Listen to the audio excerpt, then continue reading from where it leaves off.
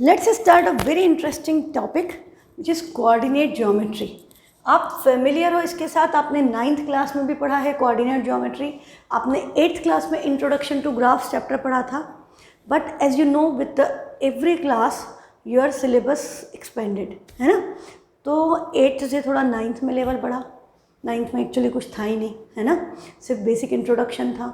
तो सबसे पहले हम एक बार 9th का ही रिकॉल करें, क्योंकि अब हमारा जो 10th का कोऑर्डिनेट ज्योमेट्री उसमें हम थोड़ी एडिशनल चीज़ें पढ़ेंगे, पर उसके लिए हमको 9th का नॉलेज होना बहुत ज़रूरी है।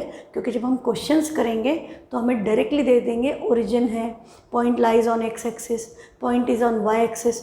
तो हमको पता होना चाहिए point lies on X axis का क्या मतलब है, ओरिजिन दे दिया इसका क्या मतलब है, उसमें जो हिडन मीनिंग्स है that should be clear to us. तो first of all today first we will get the introduction, then we will start with the 10th class in coordinate geometry.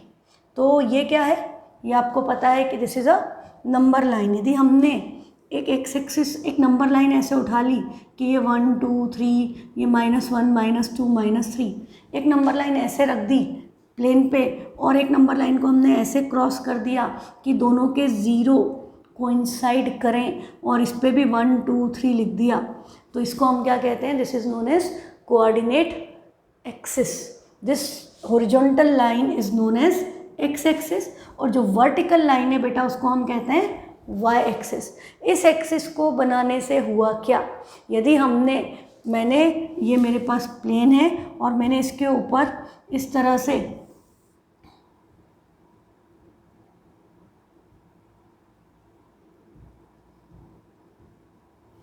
ऐसे एक लाइन बनाई और एक लाइन ऐसे बना दी, तो मैंने क्या किया, मैंने इस बोर्ड को 4 पार्ट्स में डिवाइड कर दिया। This is first part, this is second part, this is known as third part, और ये आपका क्या है, फोर्थ पार्ट है ना। तो हमने इसको 4 पार्ट में डिवाइड किया, और आपको याद होगा 1 2 3 4 एंटी क्लॉकवाइज है, क्लॉकवाइज नहीं है। First second third fourth, all this are known as quadrant. इनको हम क्या कहते हैं, क्वाड्रेंट। जैसे ही हमने एक्स एक्सिस वाई एक्सिस बनाई, पेपर और plane has been divided into 4 parts, 4 equal parts. ये एंगल क्या है, 90 डिग्री। तो हम इनको क्या कहते हैं, all of them are known as quadrant. First quadrant, second quadrant, third quadrant, fourth quadrant. अब first second third fourth quadrant है, अब इसमें ये हमारा जो ये है, हाँ फर्स्ट क्वाड्रेंट में क्या हो गया, अच्छा मेरा वो तो वहीं रह गया जो मैंने बनाया था, ओके चलो तो हम दूसरा ग्राफ ले लेते हैं। First second third fourth quadrant हो गए आपके। इसमें यू कैन सी जो नंबर्स हैं, ये x की वैल्यू भी पॉजिटिव है, y की वैल्यू भी पॉजिटिव है। तो फर्स्ट क्वाड्रेंट में x और y दोनों पॉजिटिव हैं। अच्छा सबसे पहले तो ये बात, कोई भी पॉइंट यदि हमें इस पर रिप्रेजेंट करना है, जैसे हमने यहाँ पर कोई डॉट लगा दिया, तो ये इसकी जो पोजीशन है, इसके कॉरस्पॉन्डिंग x की क्या वैल्यू है, इसके कॉरस्पॉन्डिंग y की क्या वैल्यू है, वो क्या होते हैं इसके कोऑर्डिनेट। हर पॉइंट की एक स्पेसिफिक पोजीशन होती है which is represented by coordinates which are written as x, y। सबसे पहले x कोऑर्डिनेट हॉरिजॉन्टल डायरेक्शन में, फिर y कोऑर्डिनेट वर्टिकल डायरेक्शन में देखा जाता है। तो x, y के फॉर्म में ही लिखा जाता है। x y, y x replace कर दोगे। हाँ यदि हमारे पास x माइनस है, -2, 3 को यदि आप रिप्रेजेंट कर रहे हो, तो ये देखो इसमें x equal to -2 and y equal to +3। यदि मैं इसको रिप्रेजेंट कर रही हूँ तो x इक्वल टू -2 के corresponding y equal to +3 point यहाँ पर आया, -2, 3। पर मैंने यदि पोजीशन गलती से इंटरचेंज कर दी, इसको लिख दिया 3, -2, तो अब x पे देखना है 3, y पे देखना है -2, तो x पे 3 है रहा, y पे -2, पॉइंट की पोजीशन वहाँ से यहाँ आ गई, चेंज हो गई, इसलिए एक्स वाई ऑर्डर्ड पेयर है। ये आपने 9th में पढ़ा था।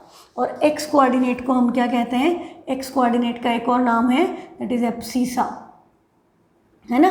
और y कोऑर्डिनेट का एक और नाम है दैट इज ऑर्डिनेट। को हटा दो, सिर्फ ऑर्डिनेट। y कोऑर्डिनेट का दूसरा नाम है ऑर्डिनेट, x कोऑर्डिनेट का नाम है एब्सिसा। ठीक, तो ये बातें आपको पता है। अब हम क्या बात कर रहे हैं कि ये जो 1 2 3 4 हो गया पॉजिटिव नेगेटिव, तो फर्स्ट क्वाड्रेंट में क्या है, x भी पॉजिटिव है, y भी पॉजिटिव है, तो फर्स्ट क्वाड्रेंट में x y दोनों की वैल्यू पॉजिटिव होती है।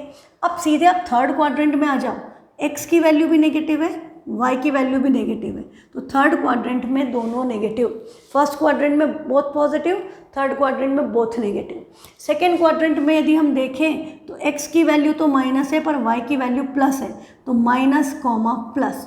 और फोर्थ क्वाड्रेंट में x पॉजिटिव है, y नेगेटिव है, तो प्लस माइनस। थर्ड सेकेंड और फोर्थ में चेंज होता है, सेकेंड में x नेगेटिव है, y पॉजिटिव है, फोर्थ में vice versa, x positive y negative. ठीक है, ये बात समझ में आती है। तो ये सब आपको पता है, हम जस्ट रिवाइज कर रहे हैं ताकि आपको याद आ जाए। तो ये आपका first quadrant, second quadrant, third fourth, और ये आपका फर्स्ट क्वाड्रेंट में x दोनों पॉजिटिव है, सेकेंड में माइनस प्लस, थर्ड में नेगेटिव नेगेटिव, फोर्थ में प्लस माइनस। अब यदि आपको, और ये जो पॉइंट है जहाँ पर दोनों एक्सिस इंटरसेक्ट करती है, this is the only point which lies on both axis. जो दोनों एक्सिस पे लाई करता है वो एक ही पॉइंट है, और उसको हम क्या कहते हैं, that is known as origin. हाँ, ओरिजिन हो रहा है यहाँ से कोऑर्डिनेट ज्योमेट्री का, उस पर x की भी वैल्यू 0 है और y की वैल्यू भी 0 है। इसको कार्टेशियन सिस्टम भी कहते हैं, क्योंकि ये सब बातें जिसने बताई थी वो एक फ्रेंच मैथमेटिशियन था, रेने देकार्ते। हाँ, रेने देकार्ते, तो उसके नाम पे कार्टेशियन सिस्टम भी कहते हैं। तो ये आपको बात समझ में आ गई। अब यदि आपके पास ये पॉइंट है A, तो इसके कोऑर्डिनेट्स हमको देखना है। तो पहले हम x एक्सिस पे इसकी पोजीशन क्या है, 6 यूनिट्स, और फिर y एक्सिस पे जाएंगे, क्या है 3, तो इसके कोऑर्डिनेट क्या होगा, 6,3। ठीक है, ये आता है ना समझ में, याद है। अब एक बात बताओ, इस पॉइंट के कोऑर्डिनेट्स क्या हैं। यदि पॉइंट यही है तो ये किस पे लाई कर रहा है, x एक्सिस पे। Points which lie on x axis किस फॉर्म के होते हैं, x, 0। Point on x axis are of the form x, 0। यदि हम देखें यहाँ पर 0 था, अब जब हम यहाँ से यहाँ आ रहे हैं x की वैल्यू तो चेंज हो रही है पर y तो चेंज नहीं हुआ। मैं यहाँ से यहाँ चली गई, कितनी भी दूर जाऊँ x की वैल्यू चेंज होती रहेगी पर y की वैल्यू चेंज नहीं हो रही। तो on x axis y fix होता है, y की वैल्यू क्या होती है, 0। इसी बात से एक और बात समझो, यदि हमने लाइन कोई ऐसे बना दी जो x = 3 से y = 3 से पास हो रही है, x की वैल्यू चेंज हो रही है, y की वैल्यू चेंज नहीं हो रही, तो y जब भी कांस्टेंट होगा लाइन क्या होगी, पैरेलल टू x एक्सिस। हाँ, ये बात भी आप याद रखें। दूसरी बात, अब यदि हम y एक्सिस के अलॉन्ग मूव करें तो 1 2 3 4 y तो बदलता जा रहा है, पर x का क्या, x तो 0 है। x तो इधर उधर जाने पे बदलेगा, ऊपर नीचे जाने पे नहीं चेंज होगा। हाँ, नीचे आएंगे तो भी x की वैल्यू कम होती जा रही y की, पर x तो 0 ही है। तो ऑन y एक्सिस पर x क्या होता है, 0। On x axis y is 0। हाँ, उल्टा, x एक्सिस पे y नहीं होगा, y एक्सिस पे x नहीं होगा। जो है वो तो होगा, यदि x एक्सिस है तो x कोऑर्डिनेट होगा, y नहीं होगा, y एक्सिस है y कोऑर्डिनेट होगा, x नहीं होगा। पर हम लिखते कैसे थे, x, y। अब यदि y एक्सिस है, x तो 0 है और y तो होगा, तो y की जो भी वैल्यू है, जो भी है 1 है 2 है, तो हम इसको 0, y ले देंगे। x एक्सिस पे x तो होगा पर y की वैल्यू क्या है, 0। Return always in the form of x, y। तो y x एक्सिस पे x, 0, y एक्सिस पे 0, y। तो किसी भी पॉइंट पे यदि 0 आ रहा है तो हम क्या देखेंगे, दोनों 0 है तो ओरिजिन पे लाई करता है, x 0 है तो y एक्सिस पे, y 0 है तो x एक्सिस पे। और इसके अलावा यदि दोनों नॉन ज़ीरो हैं तो वो किसी ना किसी क्वाड्रेंट में लाई करेगा।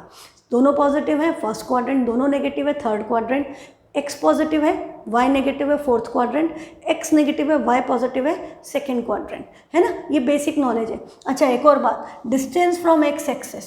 अब यदि हम इसका डिस्टेंस x एक्सिस से देखें इस पॉइंट का, तो इस पॉइंट का डिस्टेंस फ्रॉम x एक्सिस क्या है, 3 यूनिट, पर इसका ये क्या है, y कोऑर्डिनेट। तो distance from x axis is y coordinate and distance from y axis देखें तो that is equal to its x coordinate.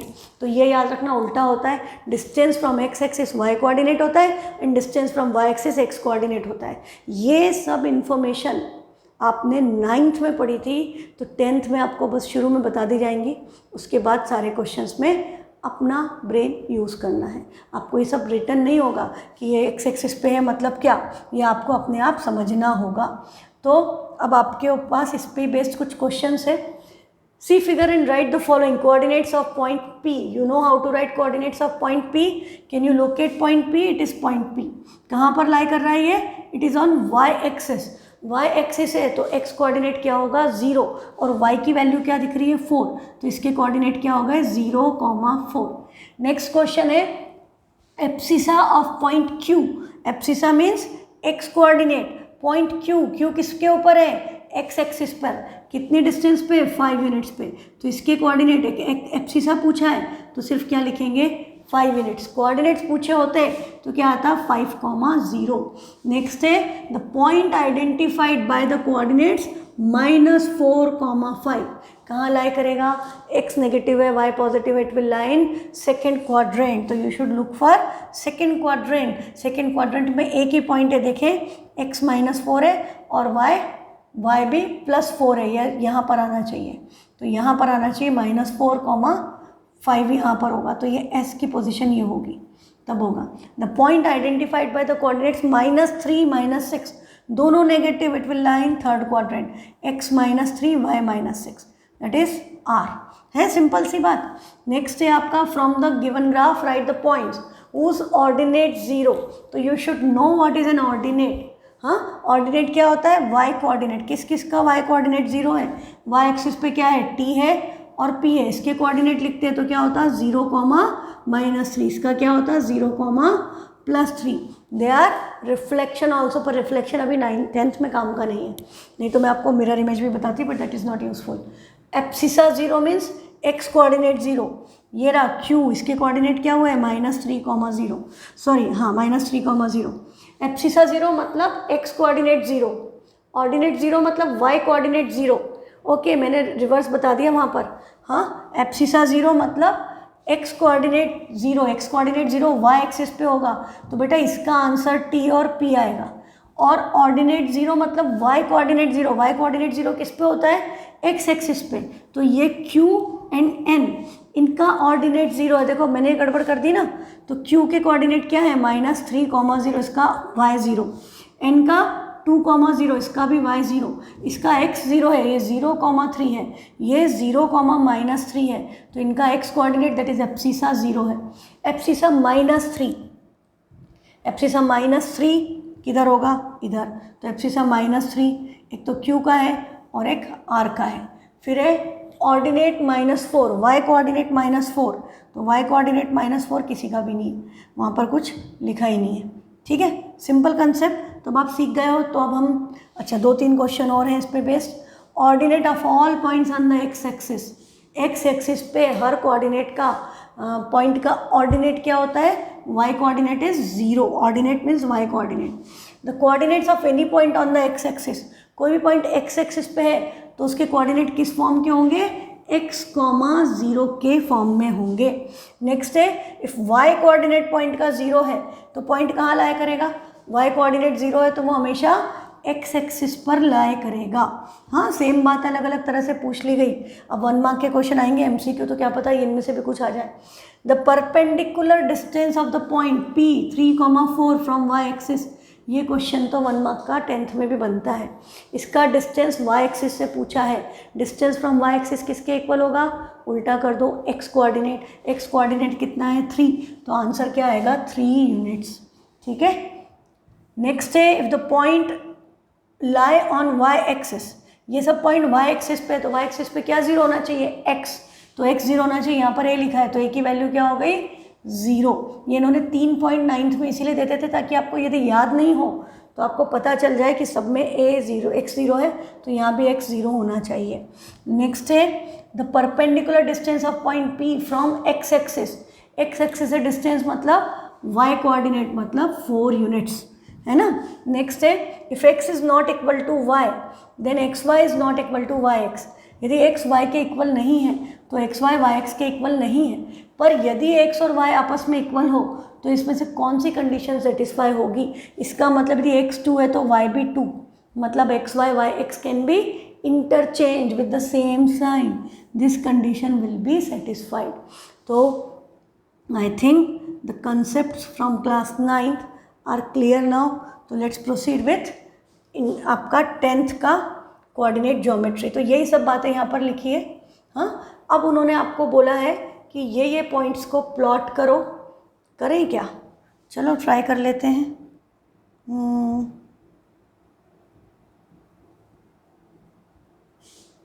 कौन कौन से पॉइंट्स प्लॉट करने हैं?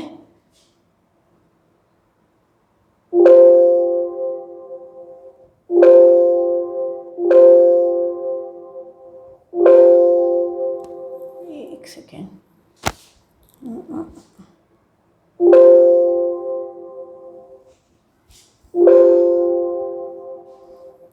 Let me close this first. Okay, यहाँ पर आपको क्या क्या पॉइंट प्लॉट करने हैं? A 4,8, A है 4,8, 3,9. इस पे ये प्लॉट कर सकते हैं.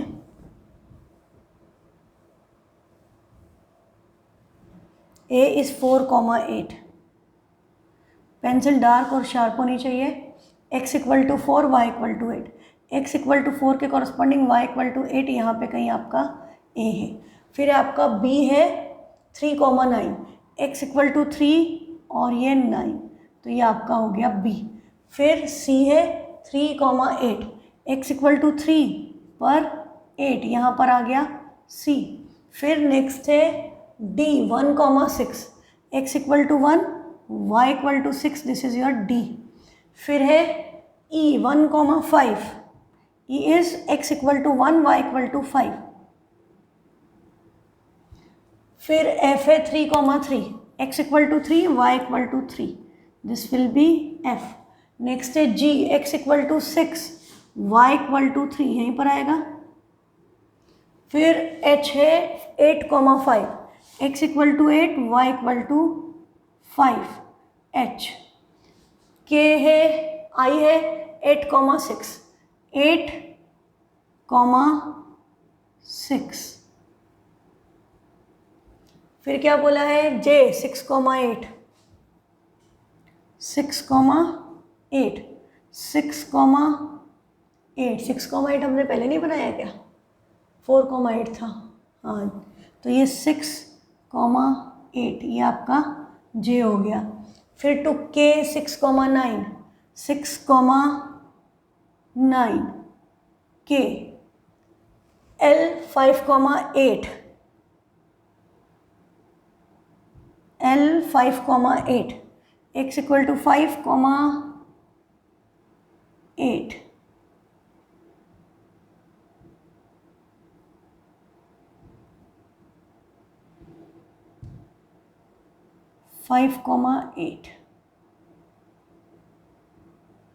चेंज कैसे हो जा रहा है?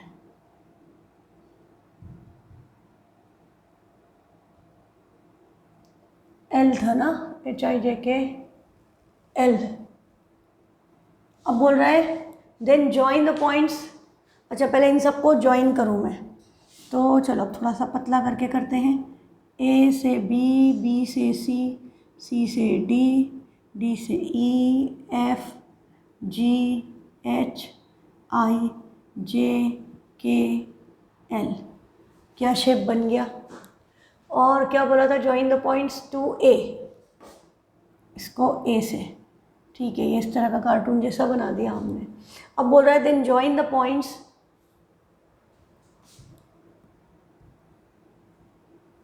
Then join the points P, Q, R. P है 3.5 पे 7, 3.5 to 7 P. Q है 3,6, 3,6.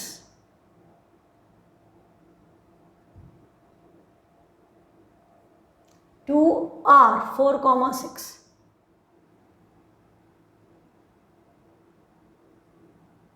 इनको ज्वाइन किया तो what figure you observe? Right angle बन रहा है नहीं?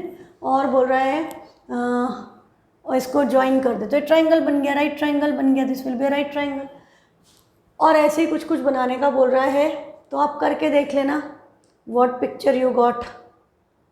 0,5 0,6 x इक्वल टू 0 y 5 ये हो गया, 0,6 ये हो गया, एंड इन दोनों को ज्वाइन करा, ये आपका s u इज़ 5,5 5,5 यहाँ कहीं आ जाएगा। चलो ठीक है, ये एक्टिविटी बहुत वो नहीं है काम की।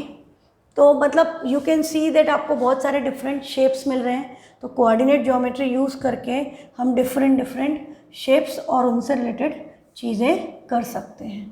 तो बेसिकली क्या है कि ग्राफिकल उसका एरिया निकालना है। हाँ, हमको देखना है ट्रायंगल बन रहा है, क्वाड्रिलेटरल बन रहा है, कैसा डिज़ाइन बन रहा है। हम उन दो पॉइंट्स के बीच का डिस्टेंस कैलकुलेट कर सकते हैं। हाँ, डिस्टेंस कैलकुलेट कर सकते हैं। और यदि दो पॉइंट के बीच में कोई तीसरा पॉइंट आ गया कि ये दो पॉइंट हैं और इनके बीच में कोई तीसरा पॉइंट आ गया, तो इसने इनको किस रेशो में डिवाइड किया, हम वो भी कैलकुलेट कर सकते हैं यूजिंग सेक्शन फॉर्मूला। और हमारे पास दो पॉइंट हैं कहीं भी, एक इधर, तो हम इनके बीच का डिस्टेंस भी निकाल सकते हैं यूजिंग डिस्टेंस फॉर्मूला।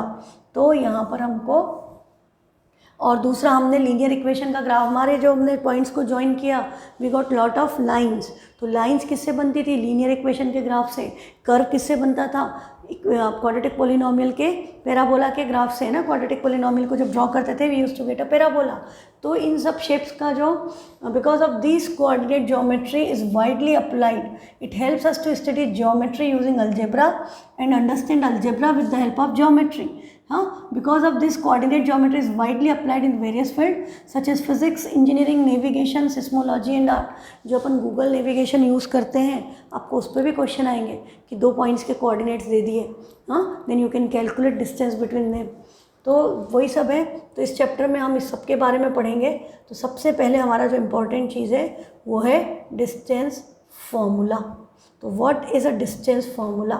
यदि हमें दो चीज़ों के बीच का डिस्टेंस कैलकुलेट करना है, जैसे हमें बोल दिया कि दो शहर हैं, हाँ, ये आपको बोला है कि ये नॉर्थ में, ईस्ट में 36 किलोमीटर ईस्ट और 15 किलोमीटर नॉर्थ में एक पॉइंट है, उससे 36 किलोमीटर ईस्ट और 15 किलोमीटर नॉर्थ में दूसरा पॉइंट है। Now you want to know this distance, कि इन दोनों टाउन्स के बीच का डिस्टेंस क्या है। तो आप क्या कर सकते हो, ये राइट ट्रायंगल बन रहा है, you can apply Pythagoras theorem कि 36 का स्क्वायर दैट इज़ 1296 प्लस 15 का स्क्वायर दैट इज़ 225,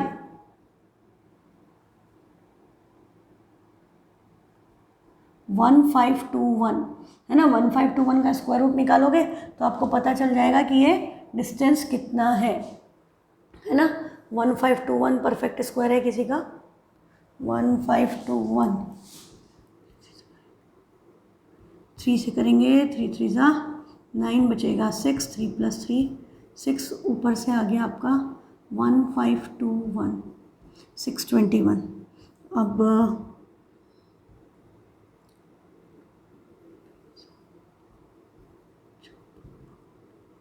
39 का स्क्वायर है, तो इन दोनों के बीच का डिस्टेंस क्या आ गया? 39 किलोमीटर। ये हमने किससे किया? ये हमने किया यूजिंग पाइथागोरस थ्योरम इस केस में। अब हमको बोला कि suppose the 2 points lie on the x axis, दो पॉइंट यदि एक्स एक्सिस पर लाई करते हैं, एक है ए, एक है बी, इसके कोऑर्डिनेट है 4,0, इसके कोऑर्डिनेट है 6,0। Now can you find the distance between them? तो आपको पता है जब पॉइंट एक्स एक्सिस पे लाई करते हैं तो y तो 0 है, तो डिफरेंस किसका निकाल लेंगे? दोनों के x कोऑर्डिनेट का। तो आपने 6 में से इस 4 को माइनस किया तो आपको क्या पता चला? 6 - 4 = 2। तो ये डिस्टेंस कितना है? 2 यूनिट्स। यदि पॉइंट एक्स एक्सिस पे तो निकालना बहुत आसान है। अब यदि आपके दो पॉइंट y एक्सिस पे लाई करते हैं कि 0,3 एंड 0,8, और आपको ये DC डिस्टेंस कैलकुलेट करना है, तो इनका x तो 0 है, तो आप क्या करोगे? y को माइनस कर दोगे, 8 - 3, ये डिस्टेंस कितना आ गया? This is 5 units. तो पॉइंट x एक्सिस पे हो, y एक्सिस पे हो, कैलकुलेट करना आसान है। पॉइंट यदि राइट ट्रायंगल बना रहे हैं तो भी पाइथागोरस थ्योरम लगाना हमारे लिए आसान है टू कैलकुलेट दिस डिस्टेंस। पर अब यदि हमको डिस्टेंस निकालना है A to C, ए और सी का डिस्टेंस निकालना है, तो ये एंगल 90 है। ये देखें ये कितना है? ये 4 यूनिट्स है। इधर देखें कितना है? 3 यूनिट्स है। ये 4 हो गया, ये 3 हो गया। पाइथागोरस, तो ये आपका AC का डिस्टेंस कितना आ गया 5 यूनिट्स, बिकॉज राइट ट्राइंगल बन गया तो आपने उसमें पाइथागोरस थ्योरम लगा दिया तो आपका डिस्टेंस आ गया। Similarly you can find the distance from B to D, तो B से D का डिस्टेंस यदि निकालना हो तो ये कितना हो गया 8 यूनिट्स, दिस इज 6। 8 और 6 का स्क्वायर ऐड करोगे तो 100 आएगा। 864 प्लस 36 स्क्वायर रूट लोगे 10, तो आपको क्या पता चल गया, ये BD का डिस्टेंस इज 10 यूनिट्स, है ना। तो जहाँ पाइथागोरस थ्योरम लग रहा है बड़ा आसान काम है, पर जहाँ पाइथागोरस नहीं लग रहा वहाँ पे हम क्या करेंगे, तो उसके लिए हम क्या करेंगे, अब हम डिस्टेंस फॉर्मूला डिराइव कर लें। तो डिस्टेंस फॉर्मूला में आपने क्या किया, सिंपली जैसे यहाँ पर हमारे पास फर्स्ट क्वाड्रेंट में हमने 2 पॉइंट ले लिए, एक है P एक है Q, इसके कोऑर्डिनेट है 4,6, इसके कोऑर्डिनेट है 6,8। तो हमको क्या पता है कि हमको डिस्टेंस x एक्सिस पे y एक्सिस पे निकालना आसान है। तो हमने क्या किया बेटा, इसको डाला इधर से परपेंडिकुलर डाला x एक्सिस पे, इधर से भी x एक्सिस पे। तो अब इसका x कोऑर्डिनेट 6 है, इसका x कोऑर्डिनेट 4 है, तो 6 माइनस 4 ये कितना हो गया 2 यूनिट्स। ऐसे हमने इधर से परपेंडिकुलर डालेंगे इस पे और इधर से परपेंडिकुलर डालेंगे इस पे, तो 8 माइनस 6 क्या हो गया 2। तो हमें क्या पता चल गया कि ये जो शेप है ना, एक्चुअली ये रेक्टेंगल टाइप बन जाता है। ये रेक्टेंगल टाइप बन गया तो opposite sides are equal, this was also kind of rectangle, तो ये वाली साइड इसके इक्वल, तो ये 2 यूनिट्स है तो ये 2, ये 2 है तो ये 2। अब इस ट्राइंगल में पाइथागोरस लग जाएगी, 2 और 2 तो 2√2 आ जाएगा। ये डिस्टेंस कितना हो गया 2√2 यूनिट्स, है ना। बुक में आपके सब दिया हुआ है, इसको पढ़ लीजिएगा, आपको सारा डिटेल में मिल जाएगा। ऐसे ही जब आपका पॉइंट यहाँ है कि एक पॉइंट तो फर्स्ट क्वाड्रेंट में, दूसरा पॉइंट थर्ड क्वाड्रेंट में, और आप उनका डिस्टेंस निकालना चाहते हो, तो आपने क्या किया, एक परपेंडिकुलर इधर से x एक्सिस पे डाला, इधर से एक परपेंडिकुलर y एक्सिस पे डाला, ताकि angle, you want a right angle, जब तक राइट एंगल नहीं बनेगा पाइथागोरस थ्योरम नहीं लगेगा। तो हमने दोनों साइड से परपेंडिकुलर अलग अलग एक्सिस पे, सेम पे नहीं डाले। यदि हम इधर डालते तो हम इसका x एक्सिस पे और इसका y एक्सिस पे डालते, तब भी डिस्टेंस आता, पर एक का x एक्सिस पे एक का y एक्सिस पे परपेंडिकुलर डाला ताकि हमारा उनके बीच का हम डिस्टेंस कैलकुलेट कर पाएँ।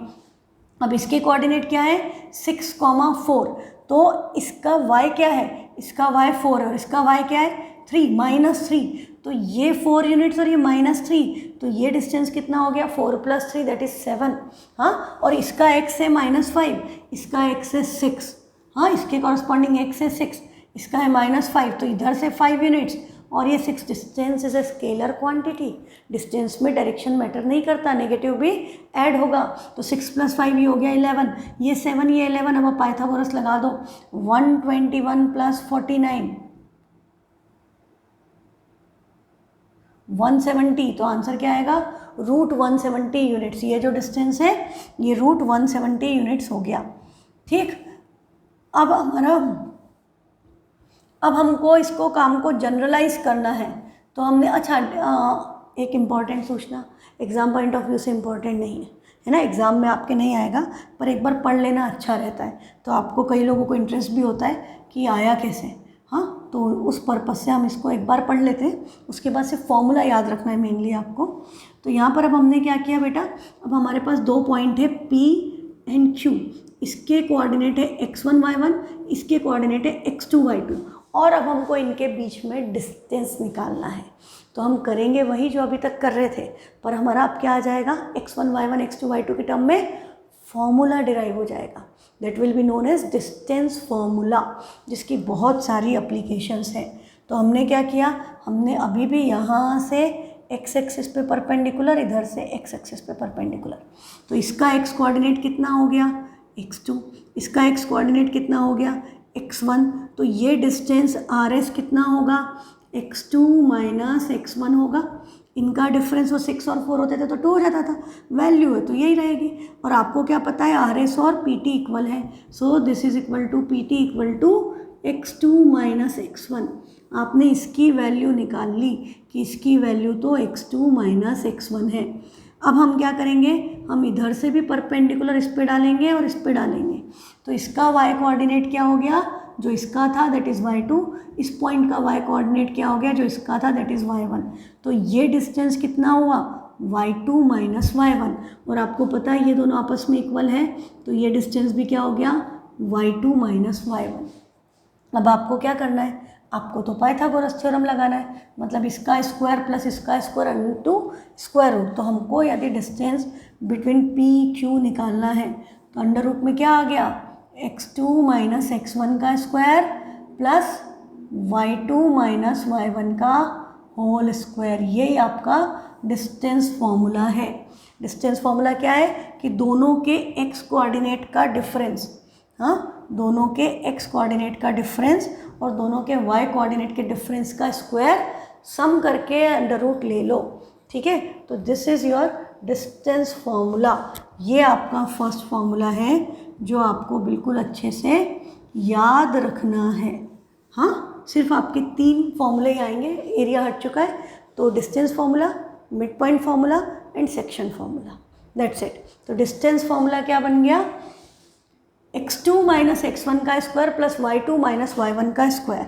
और x1 x2 क्या है, यदि p पॉइंट के कोऑर्डिनेट क्या होंगे, x1 y1, q के कोऑर्डिनेट क्या होगा, x2 y2, हाँ, x2 y2 अलग अलग, ऐसा नहीं कि यहीं पर x1 और x2 नहीं आ सकते, हर कोऑर्डिनेट के पास एक x होगा एक y होगा, है ना। हर पॉइंट एक x एक y से स्पेसिफाई होगा, एक में सिर्फ दोनों x या दोनों y नहीं हो सकते।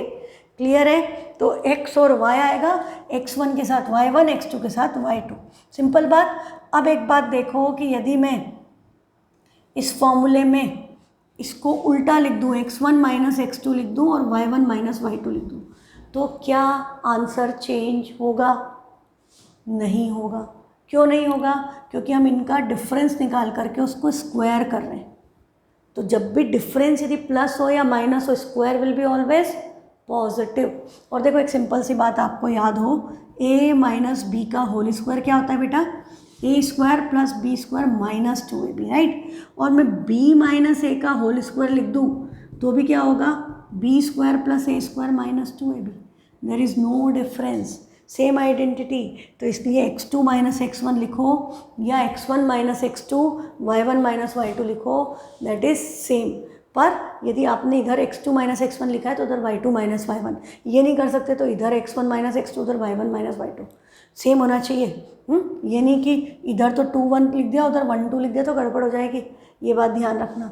तो सिंपल सी बात है, ये आपका डिस्टेंस फॉर्मूला। अच्छा, अब यदि आपको डिस्टेंस निकालना हो ओरिजिन से, मतलब आपका एक पॉइंट तो ओरिजिन है, मतलब उसके कोऑर्डिनेट क्या हो गए 0 0, दूसरे पॉइंट के कोऑर्डिनेट यदि हमने x और y ले लिए तो देखो यहाँ x माइनस 0 का स्क्वायर क्या होगा, x स्क्वायर, y माइनस 0 का स्क्वायर या 0 माइनस y का स्क्वायर क्या होगा, y स्क्वायर। तो उस केस में डिस्टेंस फॉर्मूला सीधे क्या बन जाता है, under root x square plus y square. In case of distance from origin हम उसको डायरेक्टली क्या लिखेंगे, under root x square plus y square. In particular, the distance of the point P from origin is given by under root x square plus y square. We can also write PQ, ये भी मैंने आपको बता दिया है, क्यों, क्योंकि वो सेम है।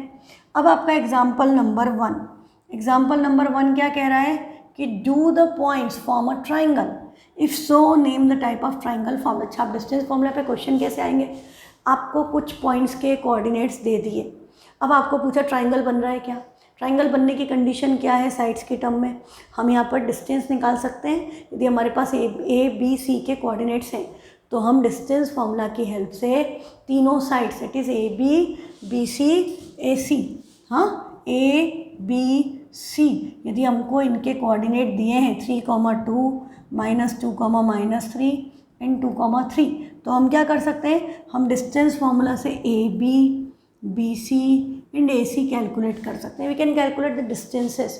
फिर हमको क्या पता है 9 से कि यदि sum of 2 sides greater than third side हो तो ट्राइंगल फॉर्म होता है, अदरवाइज नहीं होता। तो पूछा do this sides form a triangle, तो यदि आपकी कंडीशन ये वाली सेटिस्फाई हो कि sum of 2 sides is greater than third side, तीनों केस में, हाँ, मतलब यदि हम साइड्स को ए बी सी बोल दें कि ये ए है, ये बी है, ये सी है, तो A plus B should be greater than C. B plus C should be greater than A and A plus C should be greater than B. ये तीनों कंडीशन सेटिस्फाई होगी तो ट्राइंगल फॉर्म होगा, otherwise triangle form नहीं होगा। अब triangle यदि form हो गया तो ट्राइंगल के आपने टाइप्स पढ़े हुए हैं। एक तो क्या हो सकता है कि ट्राइंगल इक्विलेटरल ट्राइंगल हो, मतलब सारी साइड ए बी सी सब आपस में इक्वल आना चाहिए, फर्स्ट केस। दूसरा आपका क्या हो सकता है, ट्राइंगल आइसोसेलेस ट्राइंगल हो, मतलब ए और बी इक्वल होना चाहिए। तीसरा आपका क्या हो सकता है कि वह राइट ट्राइंगल हो, तब उस केस में यदि इसको एक्स इसको वाई बोला, हाँ, और इसको z बोला, तो यदि x square plus y square equal to z square satisfy हो रहा है तो भाई converse of Pythagoras theorem z के अपोजिट एंगल क्या होगा, 90 डिग्री। तो हम isosceles triangle, equilateral triangle, scalene triangle, all the sides are different, triangle is scalene, और राइट ट्राइंगल, हम चार चीज़ें ट्राइंगल के केस में चेक कर सकते हैं यूजिंग डिस्टेंस फॉर्मूला। ठीक है, ट्राइंगल के केस में चार बातें हो गई। अब दूसरी बात हमारी क्या है, तो यहाँ पर हमको बोला है कि क्या ट्राइंगल बन रहा है तो कौन सा टाइप का ट्राइंगल बन रहा है। तो अब हम क्या करें, हम सबसे पहले बाय यूजिंग डिस्टेंस फार्मूला, तो डिस्टेंस फार्मूला क्या है आपका, एक बार उसका मेंशन कर दो, under root x2 minus x1 का square plus y2 minus y1 का स्क्वायर, यही है। तो यहाँ पर a b कैलकुलेट करें, तो अब a और b में आपको पता है, आप किसी को भी x1 y1 किसी को भी x2 y2 ले सकते हो। तो मैं क्या कर रही हूँ, ये दोनों नेगेटिव था, I am taking this as x2 y2 and this as x1 y1, क्योंकि minus of minus will be plus. तो यहाँ पर अंडर रूट में क्या आएगा, 3 प्लस 2 का होल स्क्वायर प्लस 2 प्लस 3 का होल स्क्वायर, ये 2 ये minus 3, 2 minus minus plus 3, 3 plus 2 5 का स्क्वायर प्लस 5 का स्क्वायर। अब देखो ऐसा जब भी आ जाए ना, दोनों सेम नंबर का स्क्वायर दो बार आ गया, तो हमको क्या पता है, यदि perfect x square plus x square आ गया तो ये 2 टाइम्स एक्स स्क्वायर होगा ना, और रूट है तो एक्स स्क्वायर तो परफेक्ट है, तो एक्स बाहर आ जाएगा, अंदर क्या बचेगा, √2, तो वैल्यू क्या आएगी, x√2।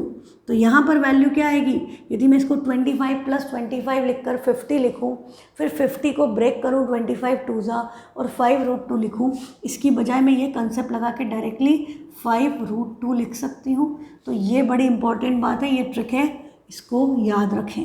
ठीक है, अब हमें क्या निकालना है, हमें सेकेंड निकालना है BC।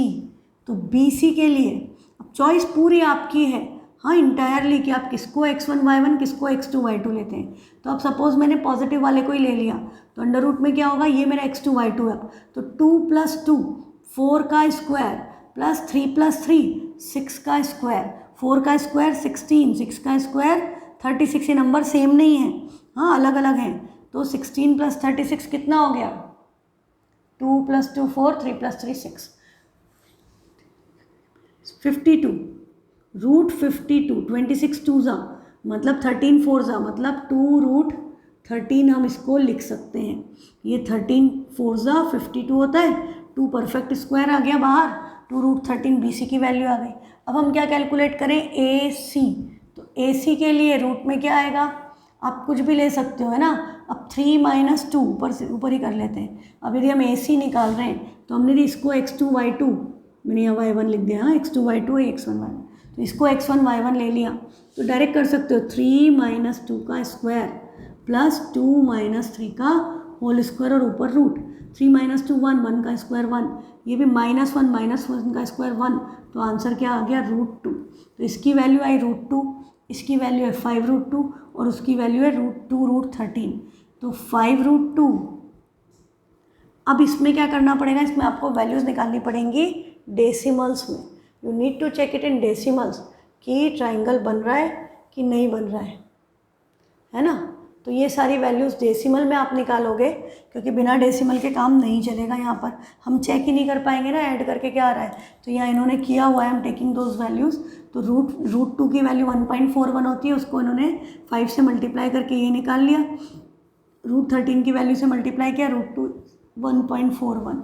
तो हम देखें यदि हम दो साइड्स को ऐड करें तो 7 प्लस 7 14 इज ग्रेटर देन 1.41 आ रहा है। 7 + 1 8 is greater then this, 7 + 1 8 is greater then this. तीनों केस में कंडीशन सेटिस्फाई हो रही तो ट्राइंगल तो बन रहा है। अब हम क्या देखें कि यदि आपका ये √50 है, तो √50 का स्क्वायर करोगे तो क्या हो जाएगा 50। √2 का स्क्वायर क्या हो गया 2, 50 + 2 क्या हो गया 52, और √52 का स्क्वायर 52। तो p² + b² h² के इक्वल वाली कंडीशन भी सेटिस्फाई हो रही है। डेसिमल में देखने की बजाय रूट्स पे देख लो। हाँ, √2, √50, √52 इनका स्क्वायर करोगे तो सब पे रूट हट जाएगा, तो 2 + 50 = 52। तो कंडीशन सेटिस्फाई हो रही है, तो this is a right triangle. 52 के अपोजिट QR है, इसमें QR है तो एंगल P क्या हो गया 90। Angle P is 90 by converse of Pythagoras theorem. अपन ने जो भी साइड ली हो √52 के कॉरस्पॉन्डिंग, उसके अपोजिट जो एंगल है वो 90 हो जाएगा। ठीक है, नेक्स्ट एग्जाम्पल है show that the points are the vertices of a square. अब आपको क्या दे दिया क्वाड्रिलेटरल, तो हम क्या करेंगे, हमने क्वाड्रिलेटरल। अब इसमें आपको क्या करना पड़ेगा बेटा, ट्राइंगल में आप किसी भी ऑर्डर में नाम लिख, अल्फ़ाबेट मतलब वर्टिसेस लिख सकते थे, जो कोऑर्डिनेट्स गिवन है किसी भी ऑर्डर में लिख सकते हो, पर क्वाड्रिलेटरल में you can not do that, you have to follow the pattern either clockwise और एंटी क्लॉकवाइज। आपको सीरियल से लिखने पड़ेंगे।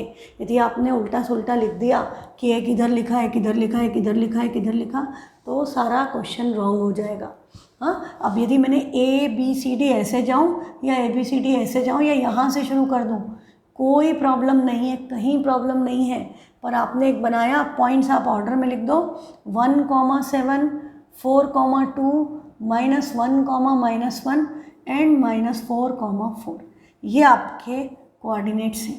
अब आपको ये क्वाड्रिलेटरल है और आपको चेक क्या करना है, स्क्वायर है क्या। तो आपको 9th के क्वाड्रिलेटरल्स की प्रॉपर्टीज़ क्लियर होनी चाहिए। यदि आपने किसी भी क्वाड्रिलेटरल को पैरेललोग्राम प्रूव करना है तो opposite sides equal. To prove a quadrilateral as a parallelogram, opposite sides should be equal. Opposite side के साथ यदि डायगोनल इक्वल आ गई तो वो क्या बनेगा, रेक्टेंगल। साइड्स की बात हो रही है, एंगल के बारे में हमें नहीं पता अभी। हाँ, हम एंगल के बारे में लगा सकते हैं but it will take more time, तो हम साइड्स के लिए फटाफट डिस्टेंस फार्मूला भी शुरू में थोड़ा सा टफ लगेगा, 2-4 क्वेश्चन करते ही तुम्हारा फटाफट होने लगेगा, माइंड में सेट हो जाएगा। It will not take much time. बहुत ईजी चैप्टर है और उसका वेटेज ज़्यादा है as compare to the difficulty level as we have already discussed. तो सिंपली हमने क्या करना है, हमने चारों साइड्स निकालनी है यहाँ पर, AB, और फिर हम क्या निकालें CD। पहले ही ऐसे निकालो, अपोजिट निकालो, AB के साथ CD निकाला। यदि अपोजिट इक्वल आई तो ही तो कुछ उम्मीद है, यदि अपोजिट इक्वल नहीं आई तो फिर तो कुछ भी नहीं हो सकता।